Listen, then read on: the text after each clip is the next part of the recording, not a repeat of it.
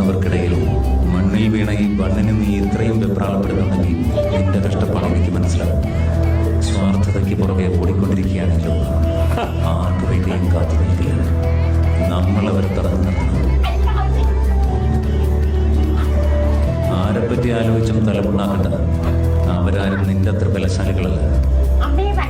പ്രപഞ്ചത്തിൽ അമ്മയേക്കാൾ വലിയ പോരാളി മറ്റാരുമില്ല.